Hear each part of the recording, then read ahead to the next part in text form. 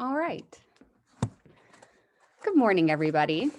For those of you who don't know me, my name is Mandy Pryor. I am the Executive Director of the Southwest Communities Chamber of Commerce. And welcome to our second annual Legislative Forecast 2021. We are so excited this morning to bring you the newly appointed Senator Devlin Robinson, State Representatives Anita Kulik, Jason Ortitay, and Natalie Mihalek to bring you insights from around the area as well as across the state.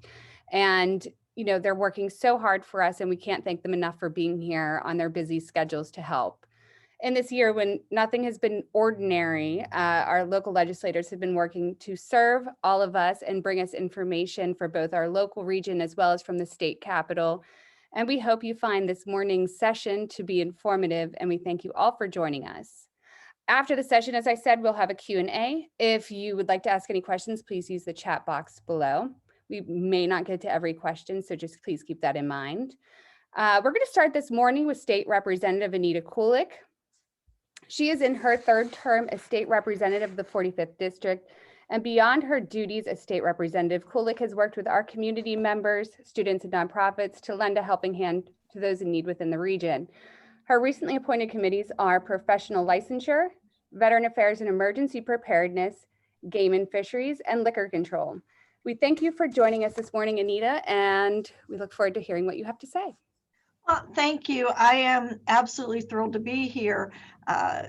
Growing up in Carnegie, I spent the first 30 years of my life there. I have a great love for this area that you serve. So I'm very happy to keep that as part of my district. I currently reside in Kennedy Township and my offices are in Coriopolis and Carnegie. My district stretches, if any of you don't know, I have a very strange shaped district. It goes from Scott Township in the south all the way up to Kilbuck Township in the north. Basically, if you follow 79, you will be following my district.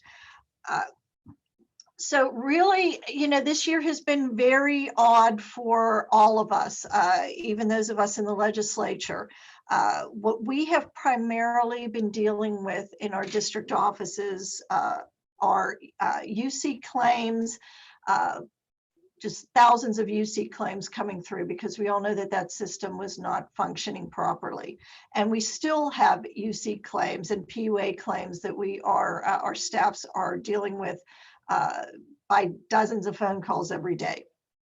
The new thing that we have to deal with are the vaccine questions that are coming through. Residents are constantly now concerned about how they're going to get their vaccine, when they can get their vaccine. And as we are the ground zero for our constituents on the state level, we are the ones getting the phone calls. And it's, you know, right now it's very disheartening because there is such a lack of supply of vaccines from the federal government, and there's very little to distribute. So there's so much confusion right now, and that is one just a major issue we have to deal with right now with constituents. My primary concerns in 2021 are going to be the economic recovery of the small businesses that I represent, the municipalities that I represent, and just, you know, in general, the citizens that we represent. But I can say that in the 13 municipalities that I represent, that they have been doing very well despite the COVID. Our local governments are functioning. Many have returned to having live monthly meetings, which is a wonderful sign. The police and fire departments have remained functioning. We have had, obviously, in any of these kinds of situations, you've had COVID issues with some of the departments, but, and many are still waiting for vaccines, but a lot of grants have rolled out to especially help the fire departments, and they've all been very receptive in applying for those grants and getting the grants. Some departments have gotten very creative. We know that our fire departments have not been able to raise the money they normally have been able to raise. They would have spaghetti dinners and chicken dinners and gun bashes, etc. And those things had to go by the wayside this past year. But a lot of the departments I represent are getting creative in how they fundraise. They are having virtual raffles, online events. So they're picking up. And I think the public understands that they still need the help, and they're working very hard to the departments are working hard to stay connected with the community, and the community are being very receptive into helping their departments. We understand how vitally important they are to us. Local businesses in my district have pretty much held on. They have suffered greatly economically, but they're still in business. I have had very little closures, permanent closures in my district. So I'm very happy about that. Again, some of the businesses are getting very creative in how they are dealing with the fact that they don't have the in-person customers coming in. If anybody is familiar with Coriopolis, you know that they are reviving their Main Street just as Carnegie has done. And a lot of their businesses are banding together, and they're working to promote what they have going on. If you know anything about Emma Jean's Relics, for example, it's a very kitschy antique store in Coriopolis. And pretty much every Friday night, they're doing Facebook sales. So they will do Facebook Fiesta sales, Facebook antique sales. Twice, Emma Jean's, they do sell Appalicious candy at their store, and twice this year they have done Facebook Live events to help promote sales for Appalicious. So we're seeing businesses helping business, which is phenomenal. Not surprisingly, certain businesses have held on very well. Hardware stores, for example, my small local hardware stores are having exceptional year. They're doing very well because everybody's home. We're all seeing everything that's wrong in our homes, and we're going and taking the time to fix these. The snow obviously is helping those businesses right now with salt sales and shovel sales. So we can't complain too much about all the snow that's going on, because in a lot of ways it's helping some of the businesses. I've seen what I find remarkable is that there are businesses opening in the communities in my district. Kennedy Township right now is looking forward to a Taco Bell moving in. Unfortunately, it's too close to where I live, but it's moving in the shopping center where the Giant Eagle is. First National Bank, that is in Kennedy Township, is constructing a standalone bank next to the Taco Bell. So that is exciting that they had these opportunities planned before COVID hit, and they are able to be building and getting their businesses up and running during COVID.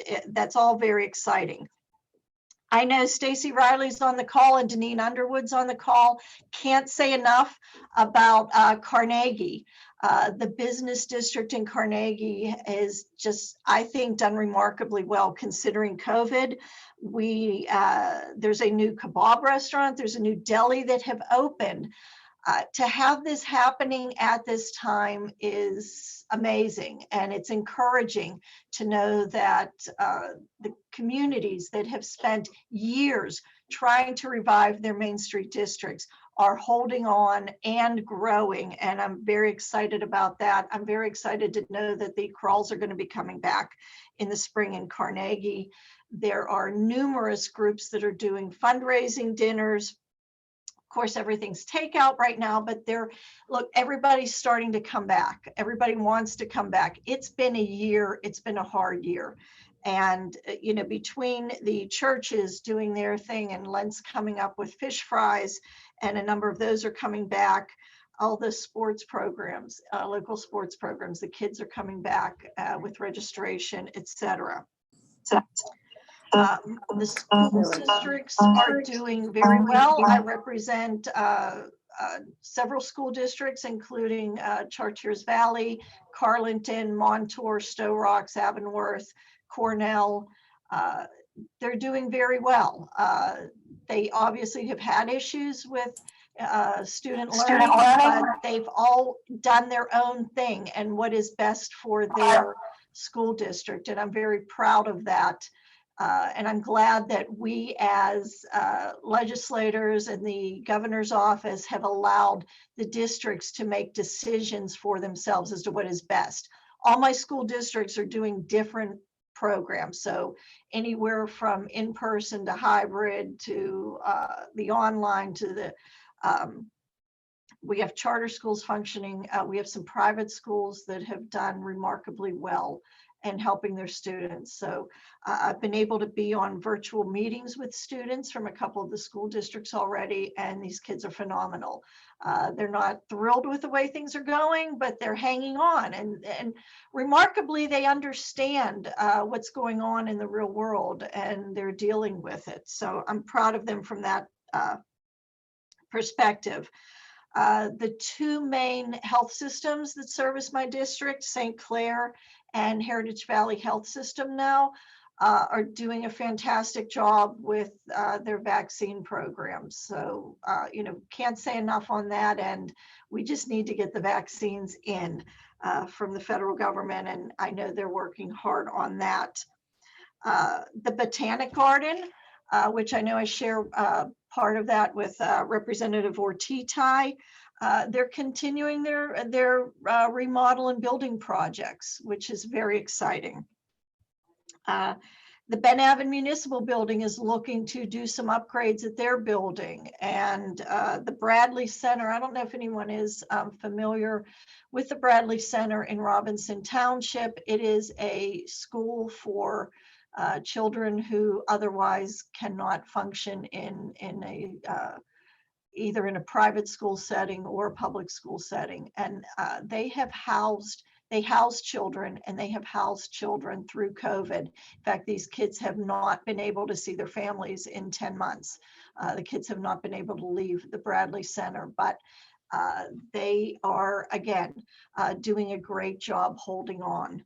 So, where my concentration is going to be on making sure that the money we have coming from the CARES Act, the money we have from the state is going to get to the people that really need it, especially our small businesses who really have suffered greatly, and making sure our students are taken care of and our seniors are taken care of. But I can't say enough about the municipalities I represent. They've done remarkably well through this COVID. I'm really proud of them, and the growth and hope that I see coming from the people is remarkable, and I'm very proud of that. And with that, I will turn it back over to Mandy. Sorry, it always takes me a minute to find that little unmute button. Thank you so much, Anita, for the updates. And it's inspiring to hear how much businesses are still growing and how much hope we have for the future. At least the numbers seem to be going down a little bit. So thank you so much for all your information. And we're going to move on to State Representative Jason Ortitay. Ortitay's top priorities is boosting job creation, reforming the tax code, and strengthening educational opportunities. Ortitay's committees include education, environmental resources and energy, gaming oversight, and state government. And he also just recently welcomed his first baby, so congratulations. Thank you for joining us, Jason, and we leave the floor to you. Thanks, Mandy. Thank you everyone for being here. Good morning. It's good to see a lot of faces, even though it's virtual. I don't get out of the house much now with the latest edition, but it is good to have some adult conversation from time to time. As we all know, the last year it's been challenging, but there's been a lot of really good, exciting things going on in my district. And for those of you out there, South Fayette, Collier, Bridgeville, Oakdale, Heidelberg, Cecil, and I go into other parts of Washington County as well. But for the purposes of this group, we'll stick to this general corridor here. But starting out, there's been a lot of action moving on in South Fayette. They've just been going gangbusters. And I know Gwen's on this call. I mean, everyone has seen the development, starting with the Star City development. The fence has been up for a while now. They've been moving dirt. Burns and Scalo have been and kicking it in high gear. And anytime they get involved, it's definitely a high quality product. And I'm excited to see that move forward. I know they're in the process of recruiting businesses to go there. I had heard some restaurants and some office space, which is fantastic right there. And I believe they're projected to open the second quarter of next year. So things seem to be progressing quite quickly there as well. And, the Star City Theater sat there for a long time, and now we're taking what was an eyesore and turning it into a big attraction for our area here, especially right off of 79. Newberry is starting to pick up. BJ's Wholesale signed a deal. They're supposed to start construction relatively soon, and I think they're scheduled to be open or plan to be open before Thanksgiving of this year. So getting a big major tenant in that area there is a game changer, and I believe it will also lead to a lot of other businesses moving to that area as well. I mean, Newberry, again, has perfect positioning right off of 79. It's going to attract a lot of businesses. It's going to bring a lot of people to our area. And hopefully for a lot of the business owners on this call, give you some new customers as well. Another couple exciting things. I was excited to have the yogurt place there. Yo Fresh was right there in Newberry, but I see that Millie's Ice Cream will be taking over that spot. And going to be in front of the bank. And I believe construction is supposed to start on that shortly, or it's currently already under construction. So that's good. Another business, Mod Wash, is supposed to be opening up. Construction will be starting next month, and that's going across the street from Sheets on Washington Pike. Another big plan in South Fayette, Charter Homes. If you haven't driven by Charter Homes in a while, go down there. I remember when they tore down the old Mayview property, it looked like a war zone. It looks nothing like that now. It's absolutely beautiful and stunning over there. And recently, at the end of last year, Over the Bar restaurant opened up. I haven't been there yet. I'm excited to get over there and try some of their food, hopefully in the next week or so. But it looks like a fantastic restaurant with a lot of good scenery as well. And from what I'm hearing, it looks like there's going to be a veterinarian center over there and an office building starting construction sometime this year as well. Some other exciting things going on in South Fayette, and I promise I'll get to the other areas of my district as well. There's just a lot going on in South Fayette right now. They're working on a new municipal complex, which we believe land work is going to start next month. I think they said they'll be done sometime next year, hopefully the beginning of next year. They're also looking to build a brand new community center. And they're scouting out a nice little area right now, which is great. These are both things that we were able to help in partnership with the township find grant money for. And the other thing we were able to help we brought over $1 million in park improvement money to South Fayette over the last couple of years. Most recently, we were able to get a check from Walmart to help them build a cricket field, which we'll be officially announcing next month, I believe. Hopefully I don't get in trouble from Gwen in announcing that. They're also looking at adding a splash pad in one of the parks. But you can also look, South Fayette parks are going to see a lot of upgrade and changes over the next year or so. So stay tuned. There's a lot of exciting things happening and a lot of new additions going in there.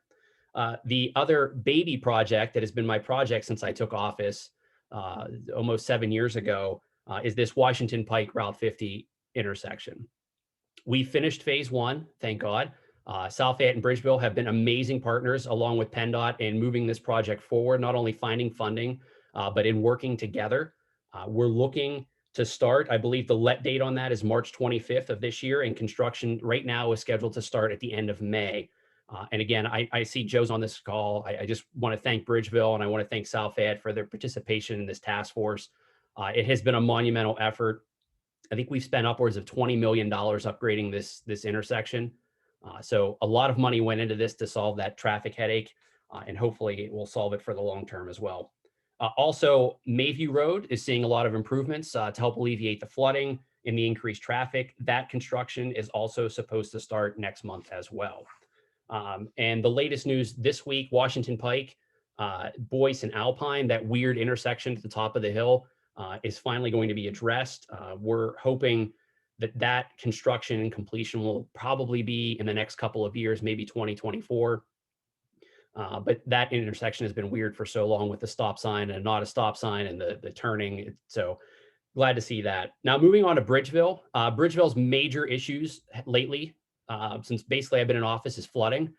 Joe knows this very well. We were able to partner up with the state, with the GEDF fund, help provide Bridgeville with a lot of money. A couple of the projects are already done. The garbage racks are up and running, already working.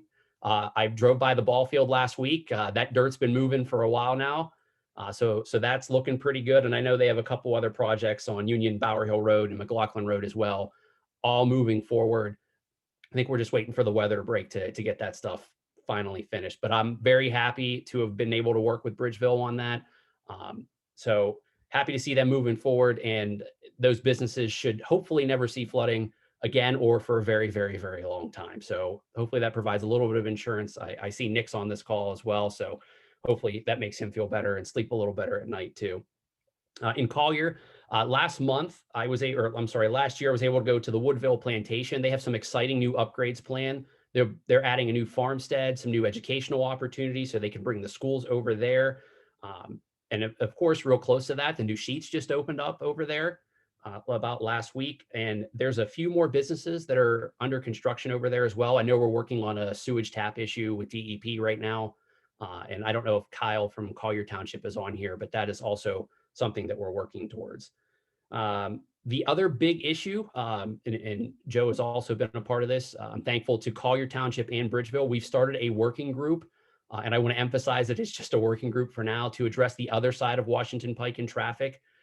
It does take years. As you see, it's taken us almost 8 years to get this side of Washington Pike done. Hopefully it doesn't take that long to get the other side done as well, but we have started that process, and we are looking to move forward with that as well. And I'll just mention a few other roads. Vanadium Road, we think will be under construction sometime next year. We're working with a developer to get that moving forward. Washington Pike, and then the Nike site bridge rehab project. One other big project I worked on up in Oakdale, we were able to get the operating engineers in there to do some dredging under a couple of the bridges.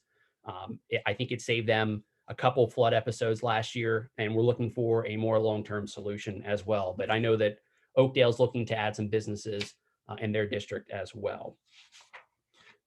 One of the big things that I want to discuss here, and I'll do it real quickly, is the Southern Beltway. As of right now, construction is moving along pretty well. We're looking at the first section, which will be basically from the end of 50 to the Finley connector, opening in the fall of this year, and the total Southern Beltway opening early next year, probably around this time next year in 2022. There will be no toll from the cemetery to the South Fayette exit, so that'll be a toll-free zone. So hopefully that helps customers and businesses move about in that area pretty quickly. And the other thing that has been a major game changer to this area, and I talked about this last year, along the Southern Beltway is going to open up a lot of opportunities. Right now, the Fort Cherry Development District, which is over in the McDonald Robinson Township area, I know it's on the other side. They just received an RCAP that they are looking to move a $500 to $600 million investment to bring industrial and commercial development along with some residential as well. And I fully expect that development to run all the way to South Fayette and to Cecil Township. So be prepared. There are big things coming. We're working on moving a few bigger businesses to this area as well. So be prepared. It's coming. With that said, it's a very exciting time in my district. Despite what's going on with COVID and the economy, our local economy is humming along. We have a lot of people and businesses interested in coming here. And I look forward to working with them along with our local elected officials as well. So thank you, Mandy. Thank you for the invite. Appreciate being here. That was very insightful. You did a wonderful job of describing everything that's going on in South Fayette. And I know you are like the Southern Beltway updater. Every day we see something new. So thank you for keeping us informed. And thanks for your help in the Bridgeville flooding. I know that was devastating a few years ago. So anything we can do to help that situation. You know, I haven't seen anything this year. It feels great. You know, we got flooded here at the chamber as well a little bit. So it's all wonderful that everything seems to be going in upward movement. And also looking forward to the Star City site and what's to come there. Ruby and Shannon described, we actually had lunch down at the OTB Bicycle Cafe, and they describe what was to come, and it sounds like it's really going to be a great addition to South Fayette. So thank you for everything, Jason. I'll make sure to send out all of the state representatives' contact information as well as their social media pages. Please follow them. They inform you on everything and anything that they need to know. I know Jason does live updates all the time. So please give them a follow if you want to have more information directly to your social media pages, as well as ask any questions. We're going to move on over to State Representative Natalie Mihalek. She is a working mother and military veteran, and Mihalek says she will be a voice for thousands of brave men and women who serve and have served this great nation. She aims to fight the end of the opioid epidemic, protect citizens from out-of-control taxes and job-killing government regulation. And she wants to ensure the kind of future that will give today's children and future generations a reason to stay here and raise their own families. She is serving in her third term as representative and serves on the Judiciary, Gaming Control, Human Services, Liquor Control, and Veterinary Affairs and Emergency Preparedness Committees. And she was also recently appointed to the Appropriations Committee. So Natalie, please let us know what is going on in your district, and we look forward to hearing what you have to tell us. Sure. Thanks, Mandy. I appreciate you inviting me, and it's great to be here and see everybody. It does feel like I'm in my third term. This is only the very beginning of my second term. I'm sorry. Last year did feel somewhat like an eternity, but that's okay. Well, then you'll be on a third term soon enough. We'll see. But my district office is located in Upper St. Clair. I represent Upper St. Clair, Peters Township, and almost all of Bethel Park. Bethel Park is a behemoth, and each one of us represents about 65,000 people. So that's why I don't have all of it. And I know our township supervisor in Upper St. Clair is on the line. I'm not sure if anyone else is. In terms of Peters Township, we just have the completion of the new high school down there, $110 million project. I was able to tour it a few weeks ago, and it is a beautiful facility, and hopefully it's there for a long time coming. And that was part of the Rolling Hills Country Club at one time. In conjunction with the school, it was a joint venture with the township. So they'll be building a recreational facility, a swimming pool. They are looking to obtain RCAP funding to defray some of those costs there. And also the issuance of a bond on that property as well. I think that's another $11 million on top of what the cost for the school was. But it is a absolutely beautiful facility.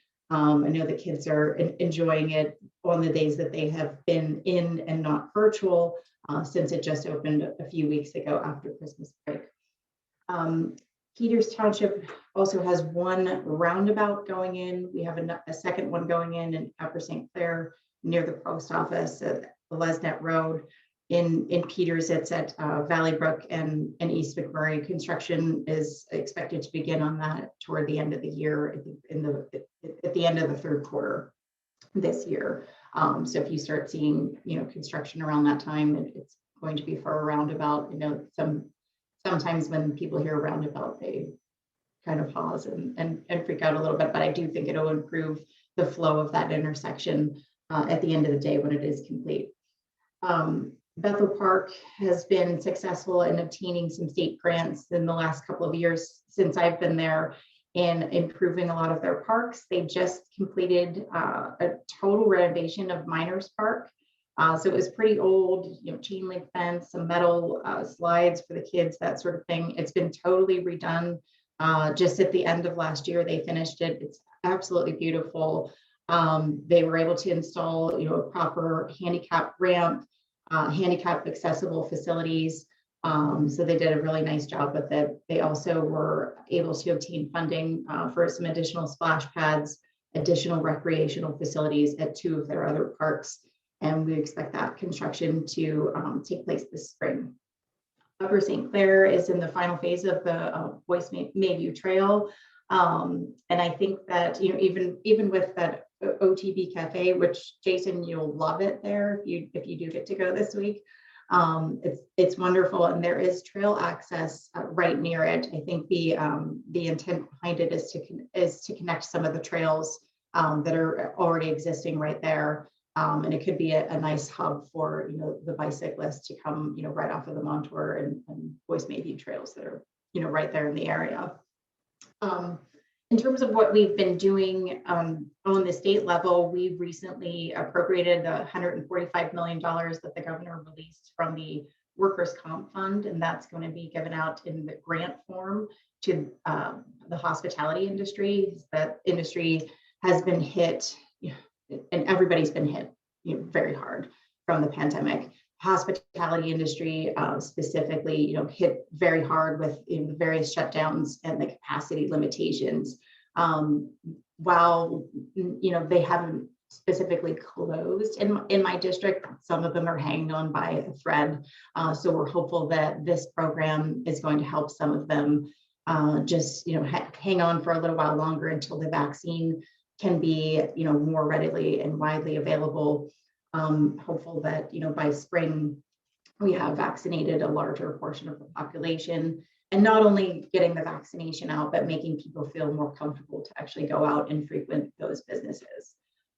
We also last week appropriated additional monies, and this is going to be something that the community and economic development organizations in each county are going to be accepting applications for, I think, starting March 15th through June 15th.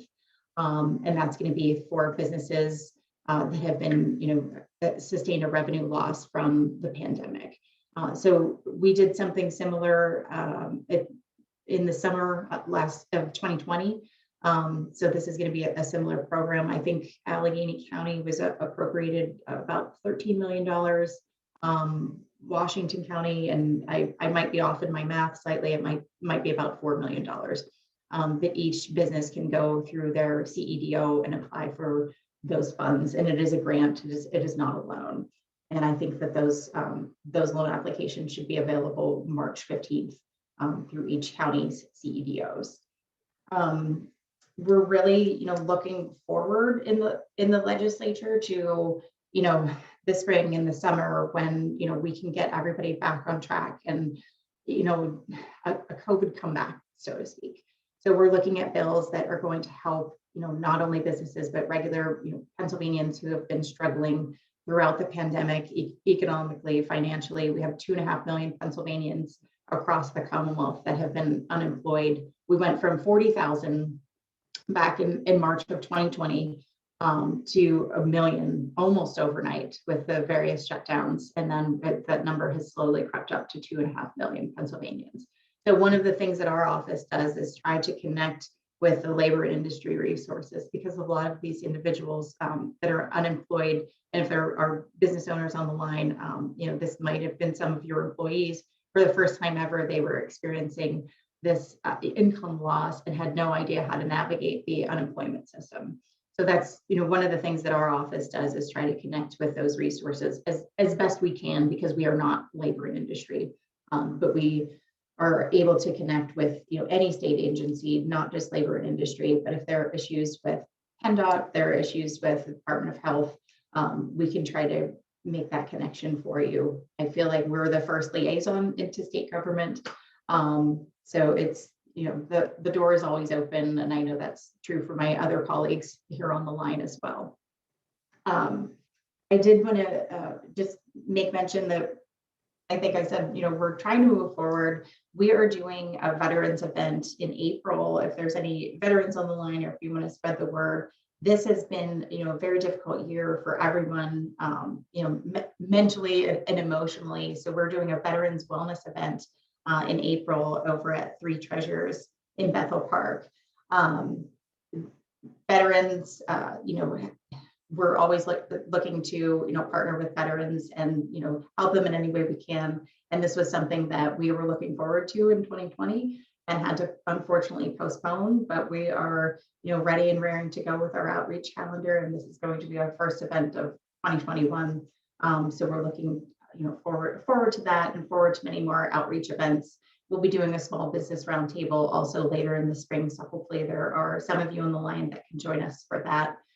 We did one back at the very beginning of 2020, just discussing some of the minimum wage proposals that the governor had put out in the press, and to see how that was going to affect our small businesses back here in the district. The governor has put forth another minimum wage proposal with his latest budget address. So we're probably going to continue to have that same discussion as well. But I thank you for having me, Mandy, and I'm happy to answer any questions that you all have. Yes, and we'll have some questions at the end. And thank you so much, Natalie. It's a great thing that you're doing with the veterans, and some of that roundtable stuff. I think that's fantastic, especially for our members, because they need a voice, and you're kind of giving them one, and maybe having discussion also gives them an open opportunity to see from a different perspective as well. So thank you for everything. As I said before, I'll be happy to share out Natalie's information. Follow her. She's also great at updating on her social media pages, as well as any updates that she has coming up, and for all of our businesses in the community. So thank you, Natalie.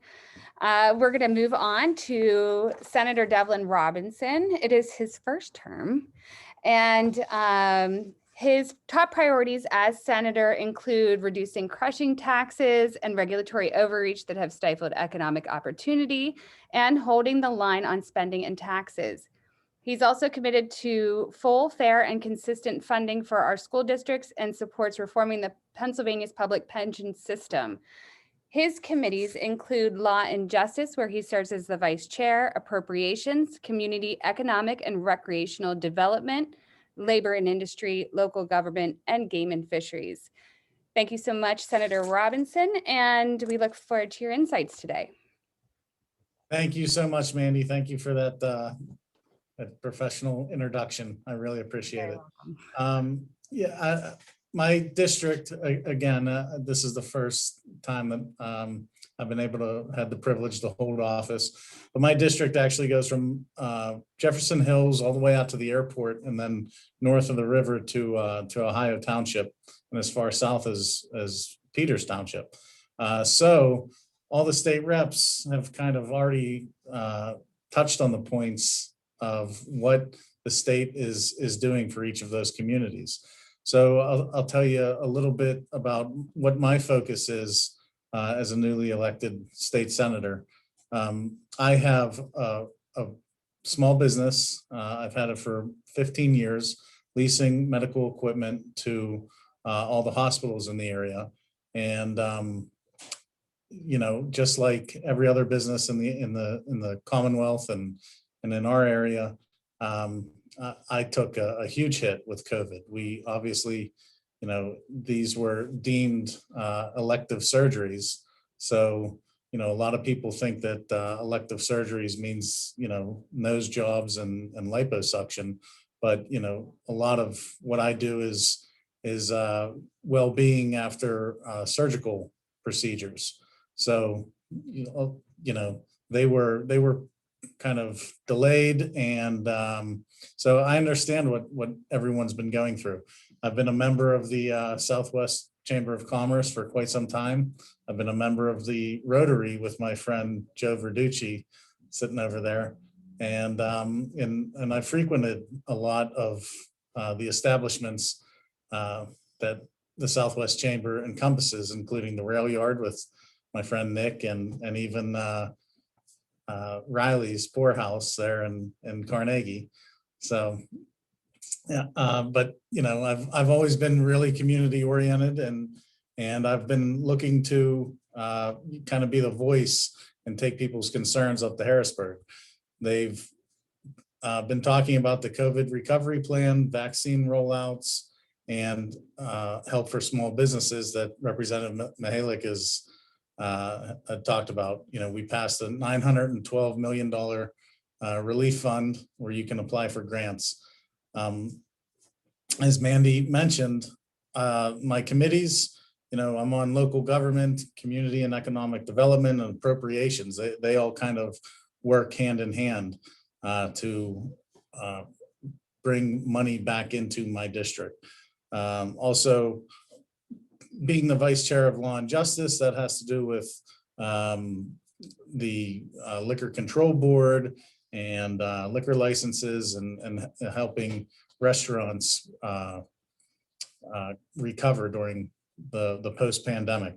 Another committee that has really taken a lot of my focus is labor and industry, because that is where the unemployment issues kind of go to. So we've been really, working in Harrisburg to alleviate a lot of the problems that the pandemic has caused. Also, my business background and my experience, the Senate has chosen me to represent the Senate with the Ben Franklin Technology Development Authority, which is, for if you don't know, it's almost like a government-run Shark Tank. So new incubators kind of come out of Carnegie Mellon and University of Pittsburgh, and we're committed to keeping new businesses in the area so that we can help them grow and allow for more jobs in the region. So we're looking, we don't want that. We don't want to keep losing all that technology and innovation to Silicon Valley and Austin, Texas, and Chicago. So Governor Dick Thornburg in the 80s actually created this authority to keep jobs here in the region. So I've been appointed there, and I've been spending a lot of time with that. But other than that, I'm open to meeting with anyone. I finally have my office up and running. Mandy, I promise we'll do a ribbon cutting whenever we're allowed to congregate again. And I hope, that you all would come to my office and bring me your concerns and let me know how I can help. So thank you. Thank you so much. And we look forward to seeing what you're going to do. And definitely on the ribbon cutting, I was just telling Anita that this spring, I think there's going to be tons of ribbon cuttings coming up once the world opens up a little bit, God willing. So thank you so much for all of your insights. And please make time to meet Senator Robinson, as we all know him as Devlin, and get to know him and see what you can discuss in your life in the community and businesses. He's going to be a great resource for all of us. So thank you all for joining us this morning. If anybody has any questions, now is the time to talk. If you want a specific person to answer, please also indicate that in the Q&A chat box. We have a first question. This is open to everyone. Are there any updates that they may be having on the disbursement of vaccines? I think Jason was on a call with me yesterday. Jason knows. It's not happy, but everybody's trying to do what they can with the limited supply we have. I'll let Jason chime in because he was on the call with me yesterday with the county health department. Everybody's doing the best they can with what they have. I'm not sure that I'm personally happy with how the rollout has taken place. A lot of my constituents are not happy because they don't see a lot of it coming into the West Hills area, that they're able to access the vaccines without driving to Monroeville or wherever. And they're, one of the questions I posed was, are we on the radar? Are my communities even on the radar for this? If Jason wants to pop in on that call from yesterday. Yeah. I mean, from the beginning, it's been a very convoluted, chaotic process and very confusing for a lot of people out there, because when they announced that vaccines would be available, people started calling all of our offices, asking where they could sign up, when they could sign up. And to be honest, that information was not readily available to any of us. And quite honestly, still isn't. I know the list is on the website. However, as Anita alluded to, we don't have a large supply. We're completely dependent on the federal government shipping the vaccines into the state. And a lot of the vaccine goes directly to the healthcare providers. I think yesterday, Dr. Bogan said that the county only gets about 11% of the total vaccines that come in Allegheny County. The rest are dispersed to the health systems and to the pharmacies and to the assisted living facilities. I think we're in our 5th iteration of a vaccine plan. which has also caused confusion. The other issue is when they added the 65 and older group, it added about 7 to 8 million people into phase 1A, which, I hope that we can get vaccines out a lot faster, and that's what we're all working towards. But when you have 8 million people in phase 1 and you're only getting 170,000 doses a week, it's going to take a while, especially when everyone needs 2 doses. But I feel like we're getting on a good track with the governor forming this task force, quite possibly even mixing in with the National Guard to get rollout moving forward. But everything I read at a national level says, yes, right now supply is a problem, but we're looking at probably the end of March, we might be able to catch up. And by the end of June, they're forecasting that about 200 million Americans will be vaccinated. And hopefully we can get a couple other new vaccines on the market rolling out here soon. Yeah, Great. And Jason, while we have you, we have another question. Miller's Run Road on the way to South Fayette Schools, any updates on getting the washout fixed there? I was just told from the township that it's a state road. Just curious if that will be resolved soon and if that information was known. It's something I've been working on. We don't have a solution yet, but as soon as I get something, I'm happy to get back to you on that one. I can jump in on that. This is Gwen. They are working on it. PennDOT has it within their geotech department right now because of the depth of the road on the side that the slide has occurred. They need to do some geotechnical studies along with some property acquisition and some DEP conservation work. There's a lot of moving parts to that slide. It's not just a simple fix. So it's on their radar. They're working on it. Once the geotech report comes back, we'll have a better idea of when a permanent fix can be completed. Thank you, Gwen. Does anybody else have any questions?